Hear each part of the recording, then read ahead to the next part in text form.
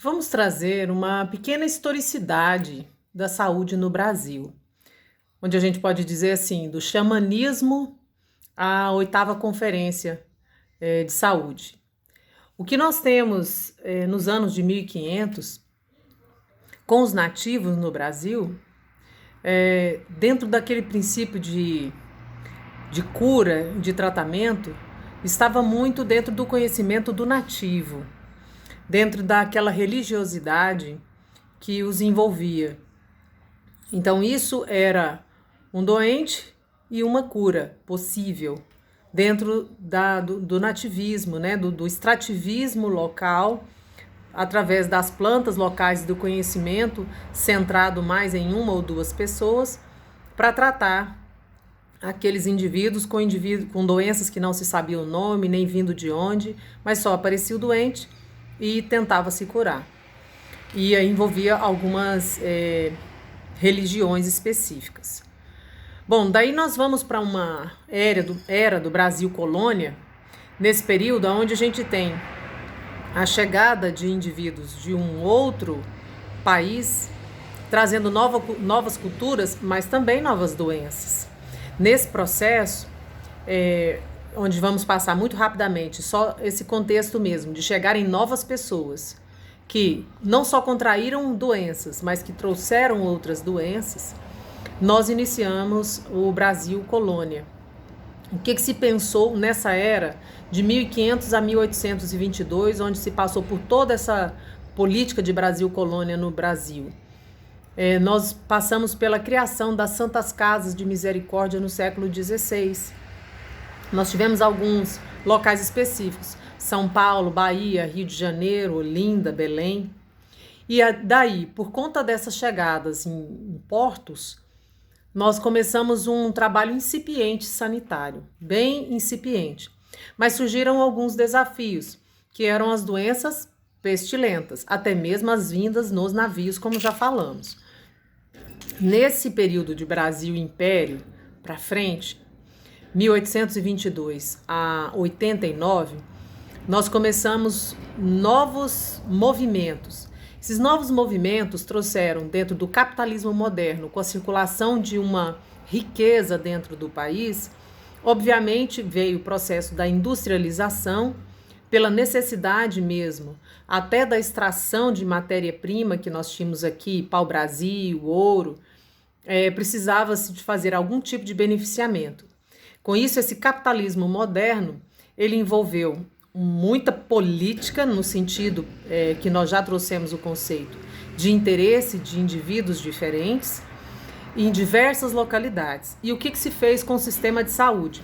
Daí se criou uma política sanitária um pouco mais reforçada, onde os problemas das epidemias ficaram mais evidentes, onde grande número de pessoas faleciam com sintomas semelhantes. Daí o controle sanitário foi fundamental. Basicamente, de 1828 a 1850. Grande quantidade de morte e epidemias bem marcantes. Desafios, muitos desafios para essa época, justamente por essas doenças chamadas pestilentas, dentro desse contexto que envolve os portos e os comércios. Daí, então, nesse Brasil de República Velha, vieram reformas políticas, pensamentos diferentes, aonde não só pau-brasil e ouro, mas veio então o ciclo do café. Dentro desse ciclo do café e a própria crise do café, né? Não vamos aqui nos demorar nisso, mas um volume muito grande de estrangeiros chegando no Brasil, agora não só de Portugal, mas de outros países. Daí se instalou a insalubridade nos portos. Isso um grande, grave problema, onde se exigiu políticas específicas, uma atenção específica. E é nesse contexto que a gente vê Oswaldo Cruz, a lei Eloy Chaves, das aposentadorias, as pessoas estavam idosas, né? Precisava se pensar em alguma coisa para as caixas de pensão, né? Caixa de aposentadoria e pensão, para essas pessoas que trabalharam lá no início e agora são idosas, como que se ia propor a aposentadoria para essas pessoas, e aí uma assistência à saúde ligada à previdência social. já que esse indivíduo se pensava, o indivíduo trabalha e precisa de uma assistência. Se conectou a assistência ao trabalho, então esse raciocínio em relação à previdência social.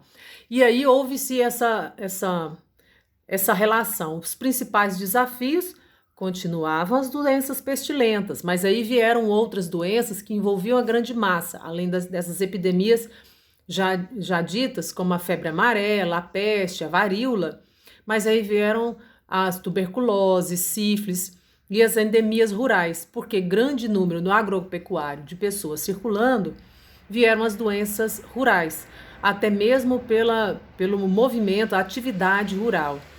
E a tuberculose, com grande número de infectados, e sífilis pelo tipo de relação e um grande número de pessoas se relacionando, a prostituição, enfim.